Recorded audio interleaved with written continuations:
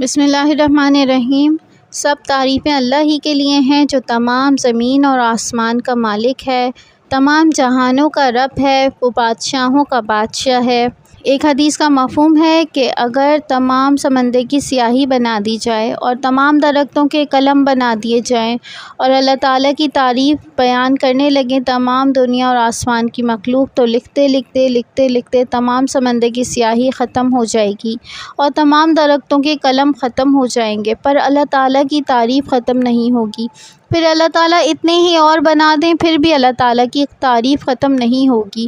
غرض کہ تمام تر تعریفیں اللہ تعالیٰ کے لیے ہیں اور تمام تر شکر بھی اللہ تعالیٰ کے لیے ہے۔ اللہ تعالیٰ کا اتنا شکر ہے کہ ہم اللہ تعالیٰ کا شکر ادا کر ہی نہیں سکتے۔ اللہ تعالیٰ مالک ہے، خالق ہے، تمام جہانوں کا رب ہے۔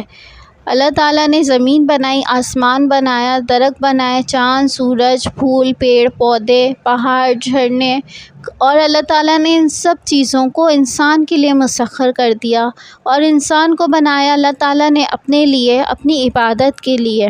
اللہ تعالیٰ کو اپنے بندوں سے بہت محبت ہے اور اللہ تعالیٰ کو اپنے گناہ گار بندوں سے بہت زیادہ محبت ہے۔ جب بندہ ایک دفعہ اللہ تعالیٰ سے کہتا ہے یا اللہ میری توبہ، تو اللہ تعالیٰ اس کے تمام گناہوں کو معاف کر دیتے ہیں۔ نہ صرف معاف کر دیتے ہیں بلکہ ان سب کو نیکیوں میں بدل دیتے ہیں۔ اللہ تعالیٰ اتنے عظیم و شان رب ہیں کہ اگر انسان سمندر کے جھاگ کے برابر بھی گناہ لے کر آئے اور ایک دفعہ سچے دل سے کہے کہ یا اللہ میری توبہ، تو اللہ تعالیٰ ان تمام گناہوں کو معاف کر دیتے ہیں۔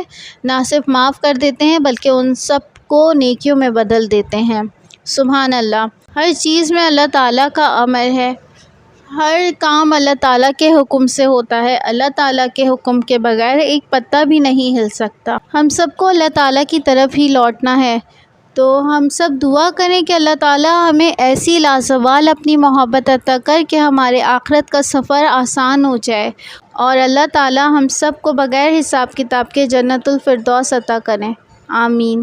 میرا نام عظمیٰ ہے اور یہ میری چھوٹی سی کوشش ہے کہ میں اللہ تعالیٰ کے بندوں کو اللہ تعالیٰ سے ملاؤں۔